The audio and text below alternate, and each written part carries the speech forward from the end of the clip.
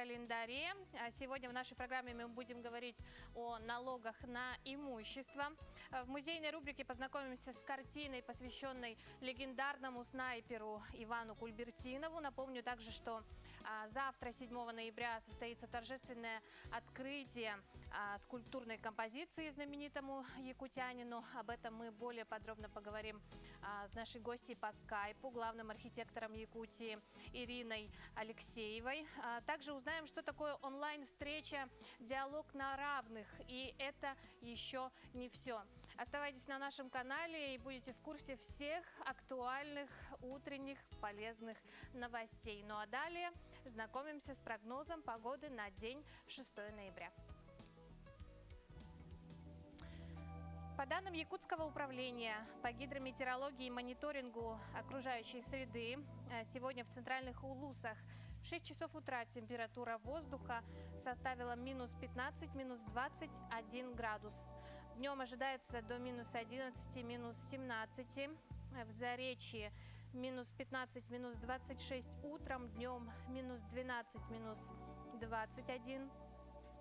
В южных Улусах минус 14, минус 22 утром, днем до минус 10 градусов. В Вилюйских Улусах минус 13, минус 22 утром, днем минус 14, минус 16.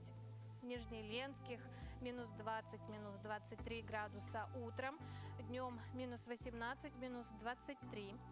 В западных Улусах минус 11, минус 19 утром, днем минус 8, минус 16. В Колымо-Индигирских Улусах минус 3, минус 21 утром, днем минус 4, минус 18. В Янских Улусах минус 26, минус 34 утром, днем минус 22, минус 32 градуса. В северо-западных минус 19, минус 16 утром, днем минус 10, минус 14. В 6 часов утра температура воздуха в городе Якутске составила минус 14 градусов, атмосферное давление 742 миллиметра ртутного столба, ветер северо-западный 3,8 метров в секунду. Днем в городе Якутске ожидается минус 14, минус 16 градусов. Ну а далее наш эфир продолжит свежий информационный блок. Оставайтесь с нами.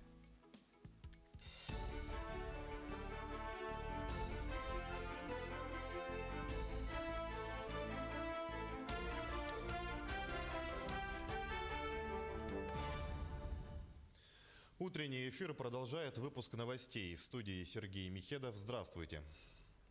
9 ноября в столице республики школьники приступают к учебе после длительных каникул.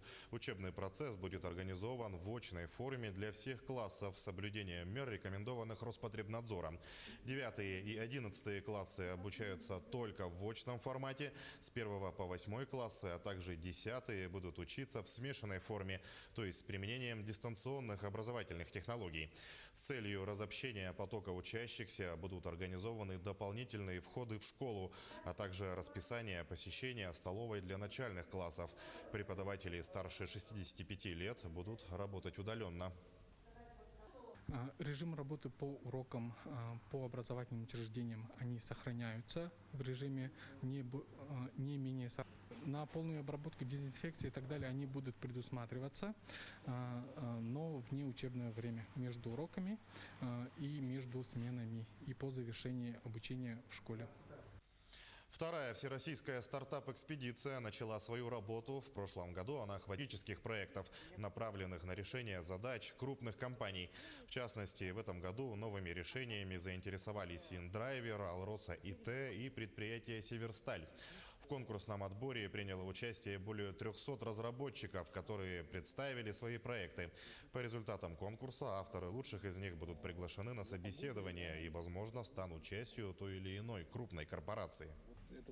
Мы это рассматриваем как шансы, как возможности для компаний, инновационных компаний, стартапов, попробовать повзаимодействовать с крупными корпорациями, да, посмотреть, какие у них требования, как адаптировать они могут свои решения на крупные корпоративные компании. Потому что одно дело, когда вы работаете на открытом рынке, на B2C рынке, когда ваши клиенты в основном это розница, там, физические лица, да. Другое совсем дело, когда это крупные корпорации. Для развития 5G в России предложили новый диапазон. Научно-исследовательский институт радио до конца следующего года планирует провести испытания для определения возможности развертывания сетей пятого поколения в диапазоне 6 ГГц. Об этом рассказал замдиректора института Евгений Девяткин. Рассчитывают оценить основные показатели и характеристики сети, размеры зоны обслуживания, пропускную способность и временные задержки. В Минобороны готовы рассмотреть возможность проведения испытаний для запуска сетей 5G в этом диапазоне, но только после поступления конкретных предложений и запросов. Намской детской библиотеке присвоен статус модельной. В рамках национального проекта «Культура» библиотека прошла отборочный конкурс на получение субсидий. Из республиканского бюджета выделены 800 тысяч рублей, также порядка 50 тысяч из бюджета района. Накануне библиотеку торжественно открыли. Вся мебель сделана по индивидуальному заказу с учетом современных требований. Созданы современные комфортные условия для пользователей с зонами отдыха. Читальный зал теперь многофункциональный. Здесь могут проводиться мастер-классы, камерные мероприятия, библиотечные уроки, утренники. Преображение детской библиотеки станет сильным подспорьем для развития детского чтения. И каждый юный читатель, переступивший порог библиотеки, сможет с удовольствием окунуться в мир информации и творческого досуга. Детское чтение для нас всегда было приоритетным направлением в работе. И сегодня вот наши маленькие читатели придут уже, когда, как говорится, позволит ситуация, эпидемиологическая, они придут в абсолютно новую, вроде бы и знакомую, но уже обновленную среду. То есть для них это будет, конечно, очень большим сюрпризом, позитивным, я думаю. Конечно, мы... А проект «Игры ДГ» на национальной вещательной компании «Саха» вышел в финал 19-го всероссийского телевизионного конкурса «ТЭФИ Регион». Спортивная программа добралась до финала в номинации «Телевидение и жизнь. Специальный проект» журналистов Степана Посельского и Власия Сергеева, основными конкурентами Русского музея. Пожелаем нашим коллегам победы в престижном конкурсе. Мы следим за развитием событий. Берегите себя, не забывайте носить маску и удачного дня.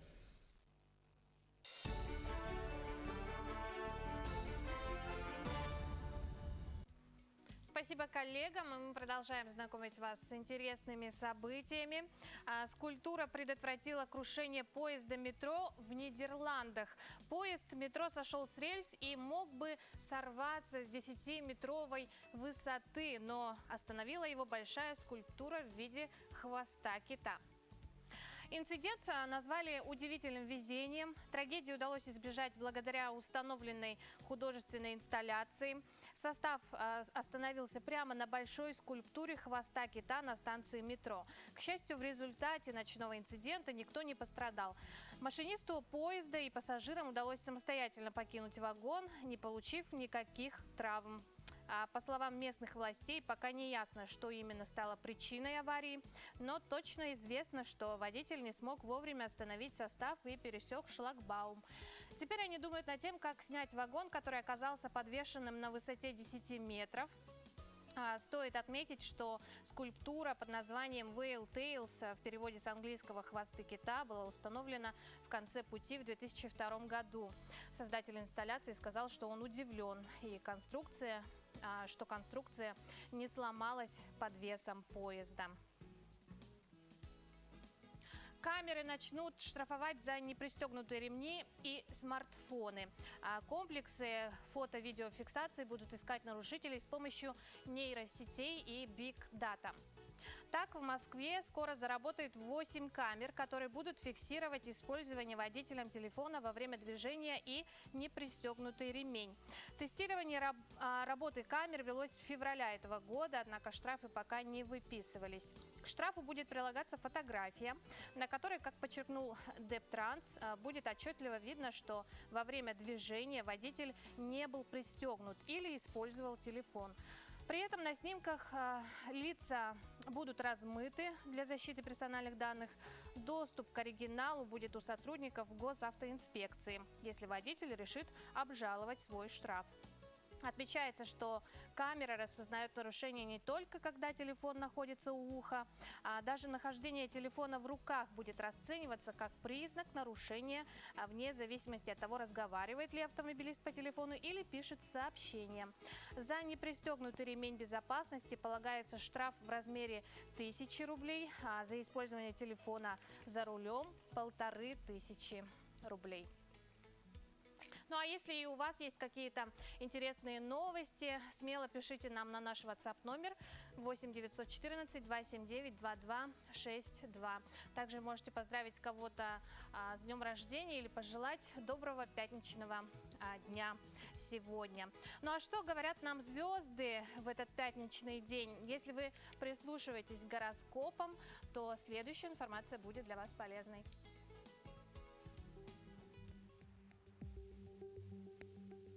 На данном этапе овны четко представляют свою цель и пути ее достижения, а силы и упорства у вас хватит, чтобы продвинуться к ней. Возможно, сейчас кто-то будет нуждаться в вашей помощи или поддержке, и если есть такая возможность, то не откажите в просьбе.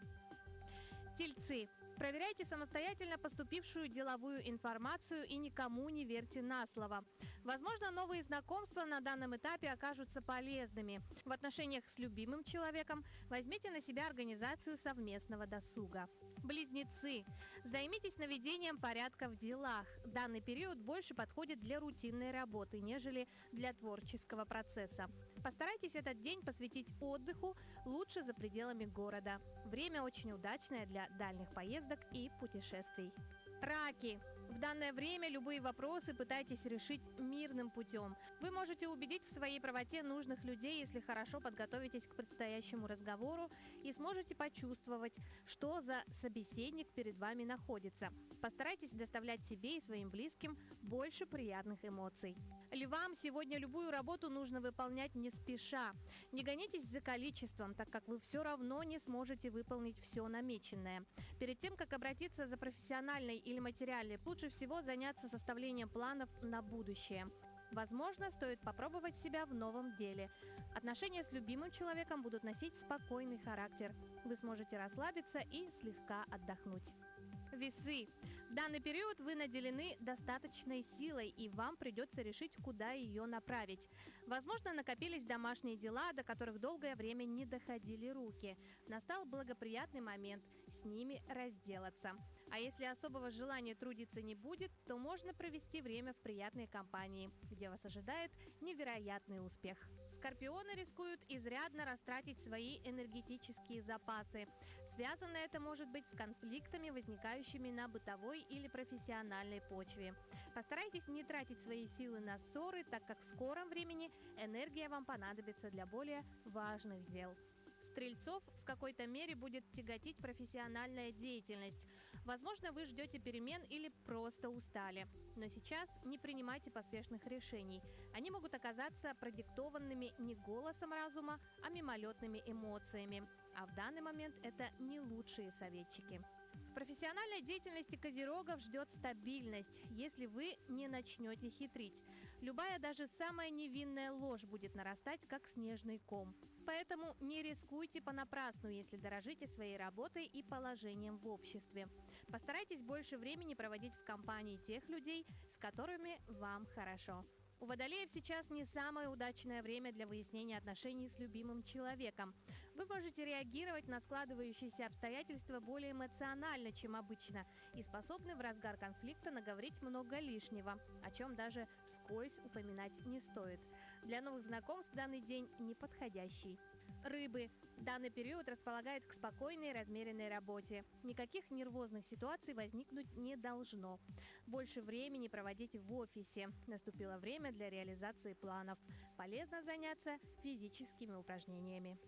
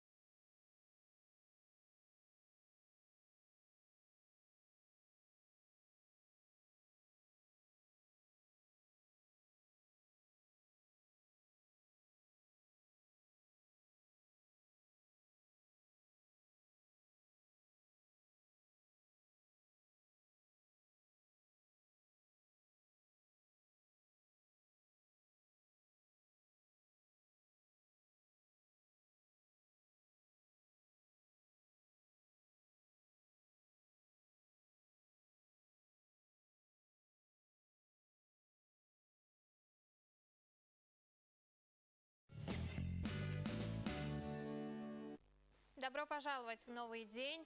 Мы продолжаем. Ежегодно собственники должны платить налоги на имущество.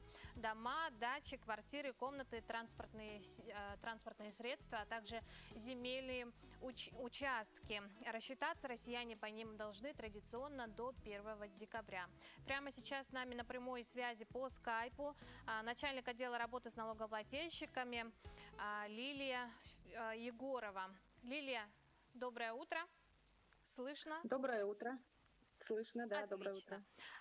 Какие способы оплаты налогов на сегодня доступны? Как можно узнать о своей задолженности? Доброе утро. Так, на сегодня у нас в связи с эпидемиологической ситуацией также Федеральная налоговая служба предлагает оплачивать свои налоги через онлайн-сервисы. У нас основной онлайн-сервис, как узнать свои начисления по налогам, это личный кабинет налогоплательщика физического лица. Те, кто уже получили пароли, пользуются данным сервисом, знают свои начисления уже и оплачивают уже свои налоги. Да? А тем лицам, которые не подключены к сервису личный кабинет налогоплательщика физического лица через орган почтовой связи, налогоплательщики через свои мобильные телефоны также могут онлайн оплатить налоги, не ходя в банки. Да? А для тех лиц, у которых нет доступа к личному кабинету, возможно, по каким-то условиям они не получили через орган почтовой связи налоговое уведомление, они могут, у них в основном у всех есть пароль сайта госуслуг.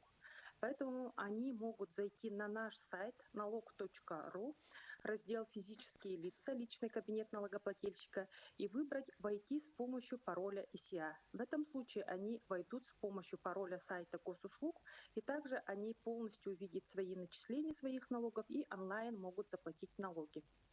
А для тех лиц, у которых нет даже пароля сайта госуслуг, на сайте налог.ру, то есть налогоплательщик выбирает наш сайт тоже, www.налог.ру, заходит в раздел «Уплата налогов и пошлин», и через этот раздел он может уплатить свои налоги. Да? Вообще у нас с прошлого года есть такое понятие, как единый налоговый платеж, то есть налогоплательщики, допустим, если одно физическое лицо уплачивает и налог на имущество, и транспортный налог, и земельный налог, они эти налоги могут оплатить одним платежным поручением. Все эти реквизиты на сайте есть, да, и налоговая служба самостоятельно его распределит по тем налогам, которые физическое лицо должно уплатить. Лилия, Да. на сегодня размер ставки сколько составляет? Изменился ли он в этом году? В этом году изменений нету. Коэффициент-дефлятор по налогу на имущество немножко изменился, но он такой неощутимый. У нас ставка по земельному налогу, основная по земельным участкам под ИЖС 30% так и осталась. По налогу на 0,30, извините. По налогу на имущество 0,10. А по транспортным средствам у нас как было, у нас всегда рассчитывается до 100 лошадиных сил, там 8 рублей, от 100 до 150 13, и соразмерно увеличивается. И лошадиные силы у нас рассчитываются до 250 лошадиных сил и свыше. Эти все ставки также можно увидеть на сайте налог.ру, справочная информация, налоговые ставки и льготы. Часто задаваемый вопрос от наших телезрителей, что делать, если мне не пришло уведомление? Да, если налогоплательщику не пришло налоговое уведомление, мы сейчас как раз-таки консультируем, чтобы они оплатили налоги через единый налоговый платеж, через который я сказала, да, это все есть у нас на сайте www.налог.ру. Могут оплатить примерно ту сумму, которую оплатили в прошлом году, так как у нас сумма не сильно так разнится, да, и, соответственно, потом могут это все сравнить. Еще знаете, на что хочу обратить внимание, да, многие думают, что на сайте госуслуг Если у них задолженность не отражена, то они не должны в этом году платить налоги. Да? На сайте госуслуг там прямо, если вчитаться, подробно написано, что отраженные задолженности, то есть там отражается задолженность прошлых лет. В этом Ага. году мы уплачиваем налог за 2019 год. Начисление налогов за 2019 год на сайте госуслуг появится только после 1 декабря. А с 1 декабря это последний день срока уплаты налога, со 2 декабря уже начнется начисление пени. Пени. Мгм. Лилия, Да. спасибо вам огромное, что вышли с нами на прямой эфир этим утром. Спасибо вам за полезный разговор. Я думаю, за более подробной информацией телезрители могут обратиться на сайт Федеральной налоговой службы о льготах. И кто вообще освобожден от уплаты налогов, я думаю, можно ознакомиться там. А мы продолжаем. Пока коронавирус шагает по планете, мы сидим в режиме самоизоляции, и пока неизвестно, когда этот режим закончится, но не стоит это время тратить зря. Сделать можно дела, которые вы откладывали все это время. Например, мои коллеги Ларина Сукуева и Карина Семенова вяжут. Актер Русского драматического театра Евгений Золотуев коллекционирует динозавров, а его коллега по цеху Елена Сулак фотографирует. Я люблю фотографировать и делаю это в любое свободное время, сходу заявляет мне Елена Сулак, актриса Русского драмтеатра. Ей нравится останавливать мгновения жизни и оставлять их на памяти в виде фотографий.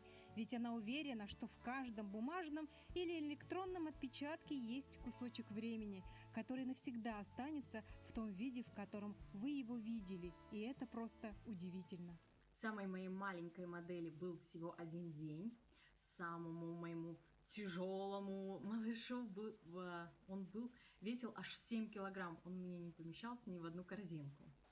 Да, Елена в основном снимает новорожденных, и общаясь с ними через фотографию, она называет это занятие своей отдушиной, медитацией. Я могу много минут выкладывать пальчики новорожденному малышу, чтобы получился идеальный кадр. А потом актриса с наслаждением наблюдает за своими моделями в социальных сетях, как они растут, как меняются. Ну как все происходит? Елене звонит молодая мама, и с ней обговариваются детали, но порой инициативу проявляют и папы.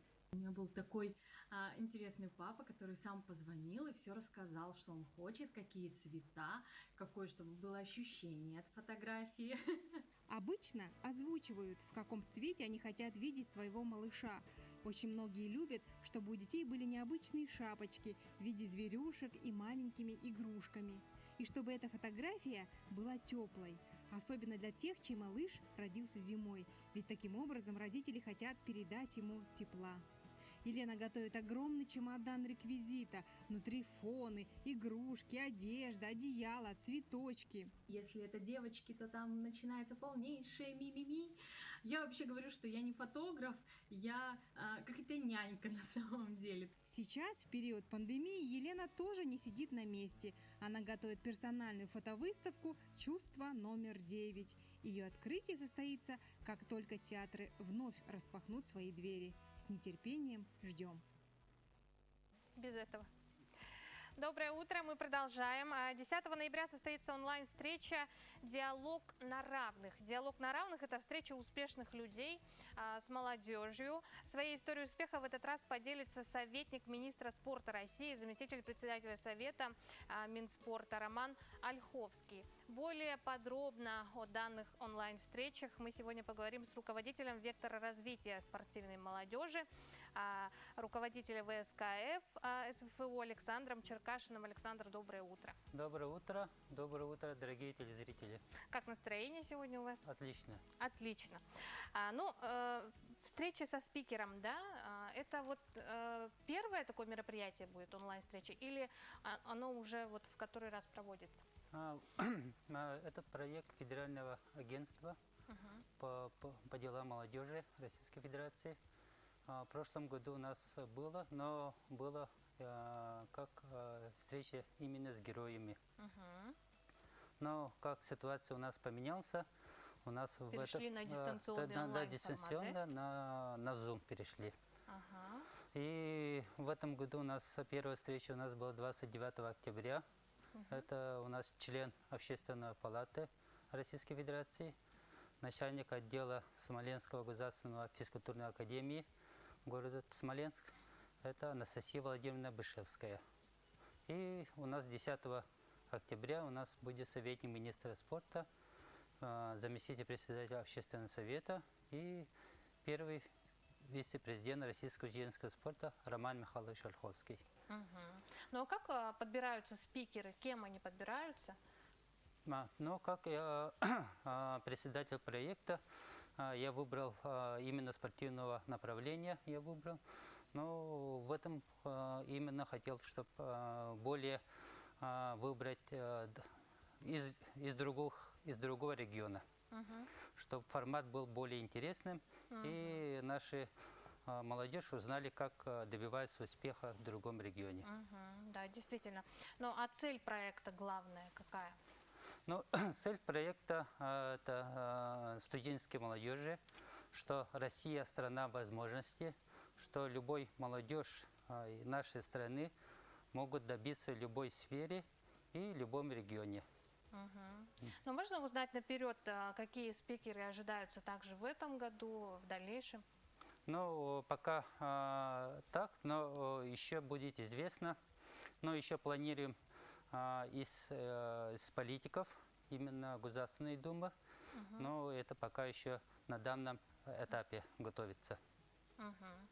А встреча проходит в онлайн-формате на платформе Zoom, да? Да. Ага, если быть точными, все те, кто присоединяется к данной беседе, встрече, могут ли как-то задавать вопросы свои, или это как слушание?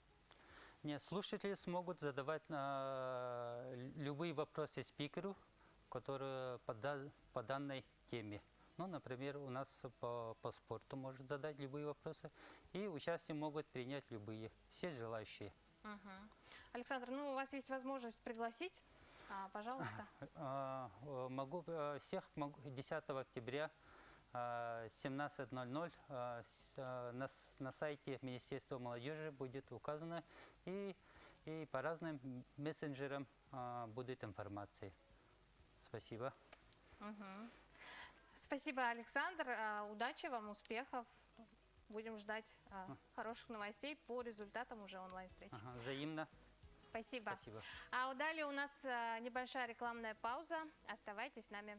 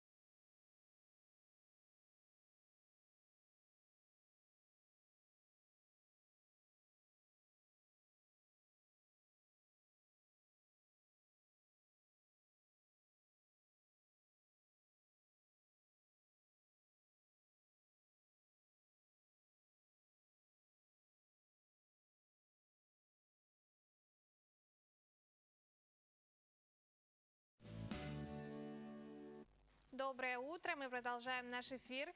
6 ноября, пятница на календаре. Всем, кто сейчас собирается выходить на улицу, напомню, сегодня днем в городе Якутске ожидается минус 14, минус 16 градусов.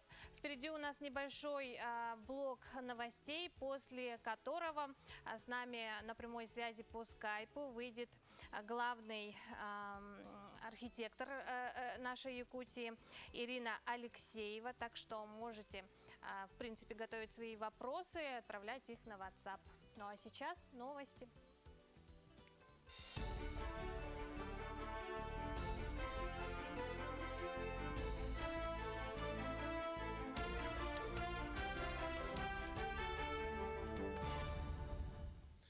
Утренний эфир продолжает выпуск новостей. В студии Сергей Михедов. Здравствуйте.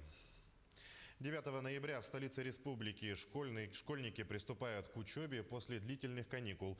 Учебный процесс будет организован в очной форме для всех классов с соблюдением мер, рекомендованных Роспотребнадзором. 9 и 11 классы обучаются только в очном формате. С 1 по 8 классы, а также 10 будут учиться в смешанной форме, то есть с применением дистанционных образовательных технологий. С целью разобщения потока учащихся будут организованы дополнительные входы в школу, а также расписание посещения столовой для начальных классов. Преподаватели старше 65 лет будут работать удаленно. Режим работы по урокам по образовательным учреждениям, они сохраняются в режиме не менее 40 минут. При условии организации питания, например, школа может по своей модели предусмотреть и немножко отодвигать для того, чтобы разобщать детей. На полную обработку, дезинфекции и так далее они будут предусматриваться, но в неучебное время между уроками и между сменами и по завершении обучения в школе. Вторая всероссийская стартап-экспедиция начала свою работу. В прошлом году она охватила все столицы регионов Дальнего Востока. В 2020-м мероприятия проходят онлайн, что позволяет привлечь большее количество участников. Главная цель – поиск и поддержка перспективных технологических проектов, направленных на решение задач крупных компаний. В частности, в этом году новыми решениями заинтересовались Индрайвер, Алроса ИТ и предприятие Северсталь. В конкурсном отборе приняло участие более 300 разработчиков, которые представили свои проекты. По результатам конкурса авторы лучших из них будут приглашены на собеседование и, возможно, станут частью той или иной крупной корпорации. Мы это рассматриваем как шансы, как возможности для компаний, инновационных компаний, стартапов, попробовать повзаимодействовать с крупными корпорациями, да, посмотреть, какие у них требования,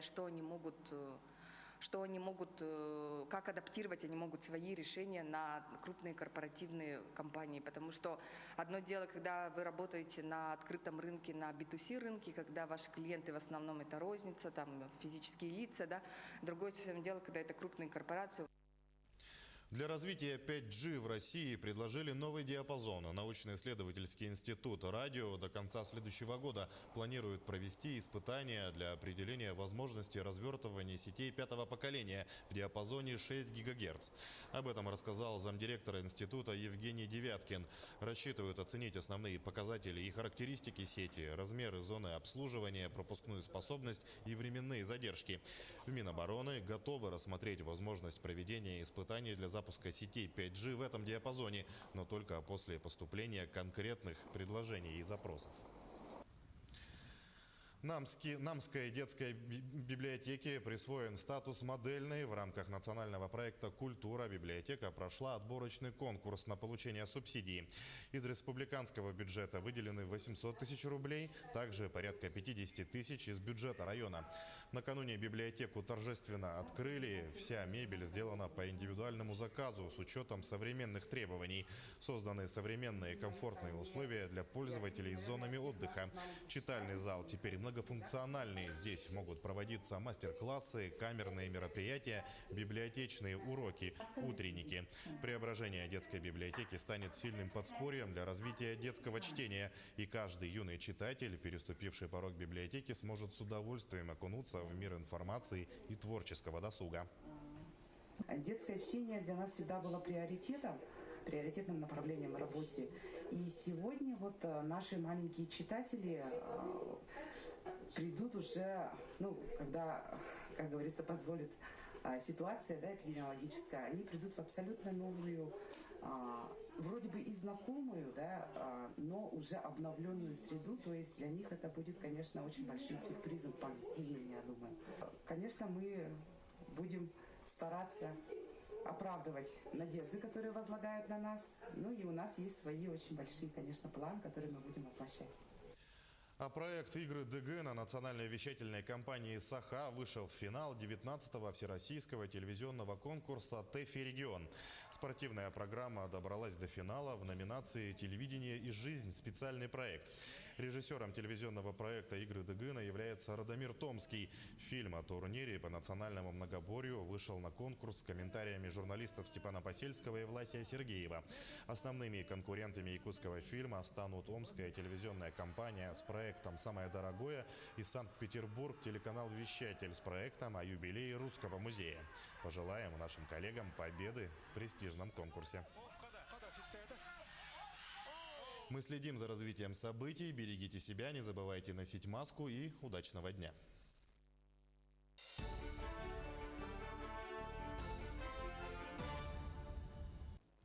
Доброе утро всем, кто к нам присоединился. Открытие скульптурной композиции легендарному герою Великой Отечественной войны, выдающемуся представителю эвенкийского народа Ивану Кульбертинову на территории Парка Победы в Якутске состоится завтра, 7 ноября. И прямо сейчас с нами на связи Ирина Дмитриевна Алексеева, руководитель управления архитектуры и градостроительства нашей республики. Ирина Дмитриевна, доброе утро. Доброе утро. Но мы знаем, что изначально был объявлен конкурс на лучший эскиз, да, скульптурной композиции. Насколько активно якутяне приняли участие в конкурсе и каковы его итоги? Действительно, мы провели конкурс весной этого года. 25 мая мы подвели итоги творческого конкурса, и инициаторами этого конкурса стали представители Алёкминского улуса, сын Ивана Николаевича Кульбертинова. И они давно уже собрались в такое сообщество, которые много лет поднимали вопрос как раз установки памятника великому сыну якутского народа. И когда эту инициативу мы поддержали, в конкурсе специально были разработаны положения, которые, проработали сами инициаторы. То есть мы выступили, управление архитектуры, только организаторами. В состав жюри входили сами представители инициаторов, конечно же, в первую очередь, и представители профессиональных сообществ, это и главный архитектор города Якутска, и представители Национального художественного музея, художественного сообщества, например, Иванова-Унарова Зинаида Ивановна, профессор, заслуженный деятель искусств. Председателем жюри был Василий Николаевич Амыдаев, председатель Союза художников Якутии. Мы постарались провести конкурс таким образом, чтобы не было аффилированности, чтобы не было... То есть именно интересанты этого конкурса выступили, в том числе и членами жюри, то есть именно они отбирали те работы, которые поступили. На самом деле на конкурс поступило 15 работ, в том числе и из-за пределов Якутии, 7 команд. Очень прям такой хороший творческий конкурс состоялся и действительно вызвал большой резонанс среди жителей республики, потому что когда были результаты опубликованы, мы получили огромное количество откликов в социальных сетях, и от средств массовой информации, вообще проводили обсуждение этого конкурса. И по итогам этого конкурса победителем конкурса стал известный скульптор Николай Часов. И вот уже с ним инициаторы прямо очень-очень плотно поработали в течение лета. Они ездили с ним и в мастерскую. И, конечно же, жители помнят, что резонанс вызвал именно художественный образ нашего героя, когда он сидел на олене. И очень много было вопросов, хотя на самом деле у нас в положении о конкурсе были такие условия, например, что обязательно должны быть какие-то элементы, отражающие именно Ивана Николаевича как сына героя эвенкийского народа с сопутствующими элементами, например, там олени, собаки. Это было пожелание инициаторов самих. Ну и, конечно же, прежде всего образ героя, То есть прямо в положении о конкурсе у нас было прописано, что обязательно должны быть какие-то военная форма, например, не знаю, там вещмешок, награды, снайперская винтовка, он же был снайпером. Вот, поэтому очень-очень пристальное внимание общественности вызвал этот конкурс. И вот когда уже Николай стал победителем, прямо с ним, прямо на базе производственной, сын Николая, Ивана Николаевича Купертинова, Иван Иванович, да, он был у нас и в составе жюри, и потом вот вместе с коллегами, например, Петр Михайлович Герис, член ассоциации, общественной организации содействия и развития социальных инициатив ивенкийской молодежи, СЭЛИ, «Мамон» переводится с ивенкийского языка, очень активно принимали участие. Вот. Поэтому, в принципе, вот тот памятник, который сегодня уже установлен и завтра будет открыт, это, конечно, участие большого количества людей, желание людей. Вот. Нас, конечно, очень поддержало Министерство Арктики. Огромная благодарность нашему Государственному собранию ЛТУМЭН, которые все-таки выделили средства на установку этого памятника. А мы уже, как организаторы конкурса, по итогам конкурса заключили контракт с победителем. И вот в установленные сроки памятник установлен. Ирина Дмитриевна, а как выбиралась локация для установки данного памятника? Почему именно Парк Победы? Вообще это очень тоже интересная история, потому что много лет, как я уже сказала, инициаторы ходили с этой инициативой, да, и еще будучи главным архитектором города, мы искали разные локации в городе, где же должен быть установлен памятник. В честь Ивана Николаевича Кульбертинова названа улица в городе Якутске в автодорожном округе. Но вот там сейчас достаточно далеко, и даже место такое для установки действительно такого уникального памятника было сложно найти. Поэтому в этом году, когда город Якутск проводит работы по благоустройству Парка Победы, мы очень хорошо вписались в концепцию этого проекта, потому что Парк Победы, он как раз уникален тем, что авторы этого проекта, наши молодые архитекторы, предложили идею установки памятников героям Великой Отечественной войны. Ну, как бы время от времени именно в этом парке должны появляться именно такие somасштабные, не монументальные памятники. Вот одним из условий как раз конкурса стало вписывание именно в концепцию Парка Победы памятника. И, соответственно, размер памятника уже был изначально предопределен. Это должен быть памятник высотой не более 2 метров, самосштабный и контактный, так называемый. То есть люди могут подойти, сфотографироваться действительно, постоять у оленя, потрогать руками, вот, и почувствовать действительно силу людей, которые защищали нашу Родину в период Великой Отечественной войны. Но мы также знаем, что Парк Победы еще не завершенный проект. Что остается для его завершения, что мы увидим в итоге? Но парком активно занимается окружная администрация. Наш коллега Семен Афанасьевич Сергеев, главный архитектор города, курирует этот проект. И совместно с коллегами они в этом году реализовали первый этап Парка Победы, установили стеллу тоже уникального художественного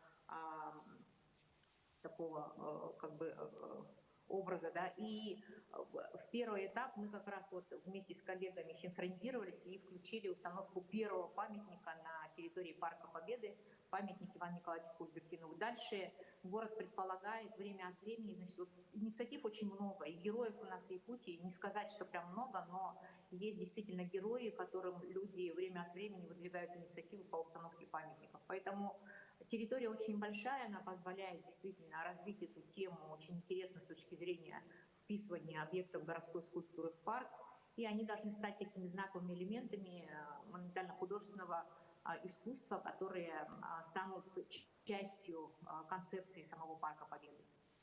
Ирина Дмитриевна, спасибо вам за столь интересную утреннюю беседу. Отличного вам дня сегодня. Увидимся с вами завтра на открытии памятника. Спасибо.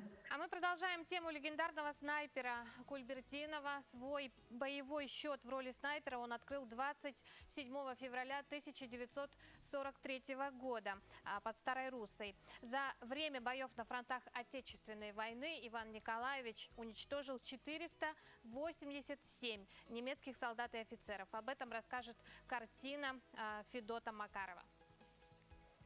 Добрым зимним утром. Сегодня мы вам расскажем картину Федота Гавриловича Макарова «Снайпер Пюмпе».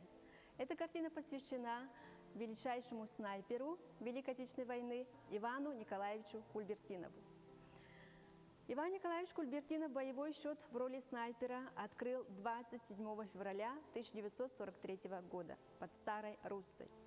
За время боев на фронтах он убил 487 немецких солдат. Ровесник Октябрьской революции. Вскоре после рождения Ивана отец умер. В 10 лет познал секреты охотничьего дела, которому его учил старший брат. Началась война. Иван Николаевич отправился на призывной пункт, объяснив военкому: «Зверя в глаз бью, хочу фашистов бить». Познакомившись с личным делом Кульбертинова, оценив то, что он из Сибири за ловкость и смекалку, назначили в отделение разведчиков. Он сутками просиживал в каком-нибудь укрытии, не имея возможности ни поесть, ни попить. Переносить все это ему помогало то, что с детства он привык бродить по тайге, выслеживать зверя. Осенью в районе города Мукачева в одном из кварталов города была обнаружена доска с надписью «Ахтун Кульберт». Надпись непосредственно адресовалась офицерскому составу вермахта, чтобы были бдительнее на ватерлинии. Все эти хлопоты фрицам создал наш земляк. В боевых условиях Кульбертинову не было равных физической и психологической подготовки. Он мог ударом кулака зашибить оленя, играючи разломать на две части толстую жердь.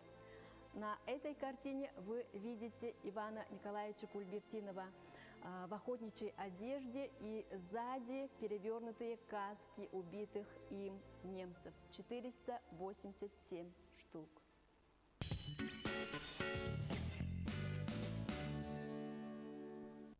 Благотворительная акция «Подари детям будущее» объявляет сбор средств в помощь Саше Живкович, 2003 года рождения, на специализированное лечение в детской клинике «Шнайдер», город Петах-Тиква, Израиль. Сейчас семье необходимо внести депозит на лечение. Диагноз – саркома Юинга мягких тканей средней трети левого бедра. Чтобы помочь Саше, вам достаточно отправить сообщение на короткий номер 34 34 или 3443 со словом «Якутия», пробел и сумма пожертвования. Поможем Саше вместе!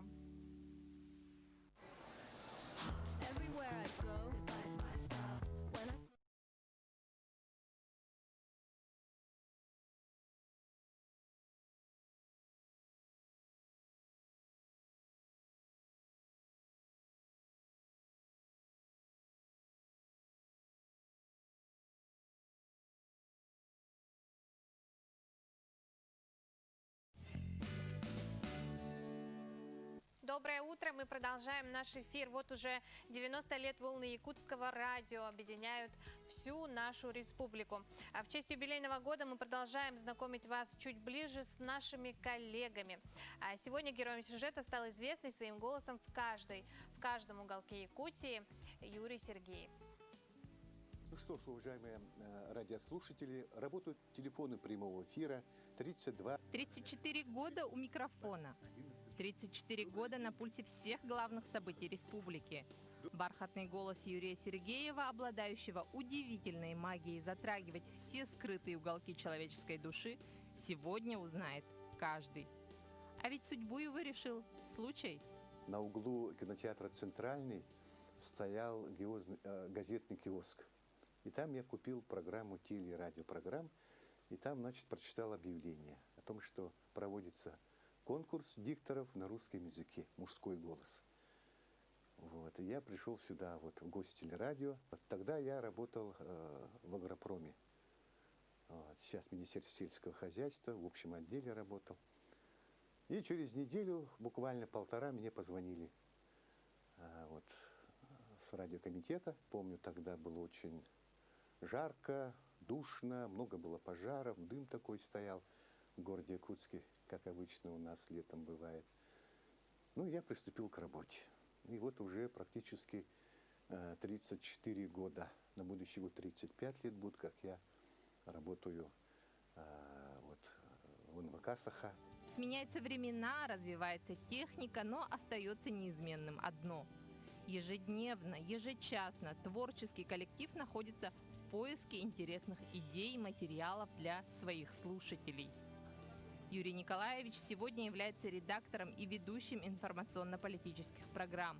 Ежедневные прямые эфиры – это будни радиожурналиста. Действительно, в то время техника была не очень такая, скажем, да, по тем меркам современная, но тем не менее эти пленки, эти монтажи, стоя на ногах, часами мы стояли, да, работали, эти наши репортеры, много были в командировках, приезжали сюда и буквально оперативно делали эти репортажи. Сегодня у нас уже такие миниатюрные диктофоны, магнитофоны уже мы. И наш монтаж мы уже проводим у себя в кабинете, никуда не обращаясь к техникам, а сами вот на компьютере у нас там. И мы действительно уже как-то, как говорится, в течение нескольких минут, может, около часа, любую передачу можем отмонтировать. И я, конечно, очень благодарен своей судьбе, что моим наставником, первым учителем была Кривошапкина Бессонова Светлана Михайловна. Она до сих пор сейчас на заслуженном отдыхе возглавляет Совет ветеранов НВК «Саха». В этом году Якутское радио отмечает 90-летний юбилей, и сложно представить нашу жизнь без него. Дома и на работе, в машине, в дороге, на отдыхе наш верный спутник – радио НВК «Саха». С юбилеем, дорогие коллеги! Всем нашим ветеранам, чтобы они всегда находились в ряду, не болели в этот сложный период времени, когда пандемия у нас на улице, чтобы держались также мужественно. А молодым коллегам творческих планов, поисков побольше, да, чтобы наше радио, ее позывные звучали еще много-много лет. Доброе утро. Рада зачитать сообщение, которое пришло к нам на WhatsApp номер. Дорогих племянниц, поздравляем замечательную маму двоих детей, проживающую в Якутске, Евдокию Дичковскую, и Арину Свешникову, села Соскылах, с 14-летием поздравляют. Желаем вам здоровья, удачи, везения. Семья Казаковых подписалась. Мы присоединяемся к поздравлениям. Ну а на этой прекрасной, праздничной, позитивной ноте я с вами прощаюсь. Желаю вам отличного завершения пятничного дня, шикарных просто выходных, как следует отдохните и с новыми силами взяться вам в понедельник за работу. Ну а далее слово своим коллегам передаю Пелагее Буртаховой и Алексею Лукину. До встречи!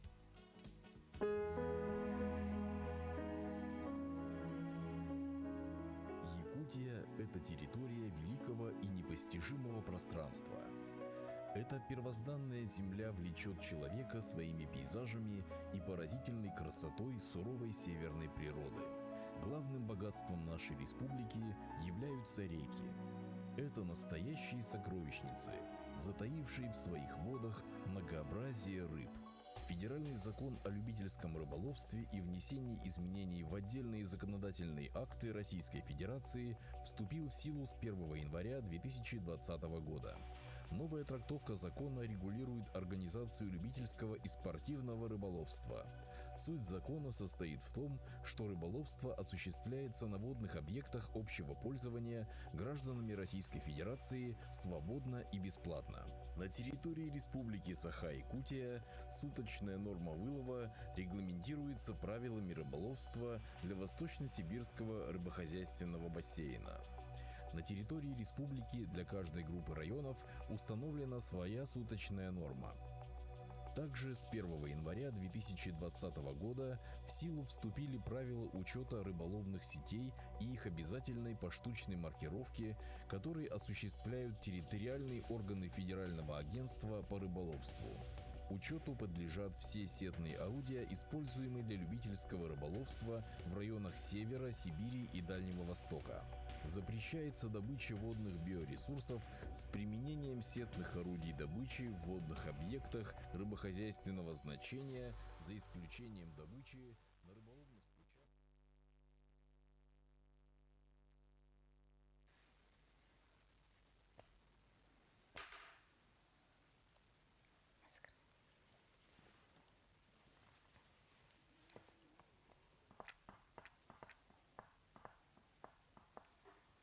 Hän bää toho masana barargan juus kapikkene.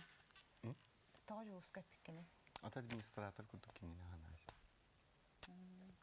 Onun ya khavrida da. Ой, мен хади журкалар кыгырачылара. Кыдык не да. Онтан бәти бит. Бәтигәр тихтак. Истен аха. Мен хама готтун болашылар. Мы работаем по графику туар. Такие энергопопути мы атын госпиталь камера.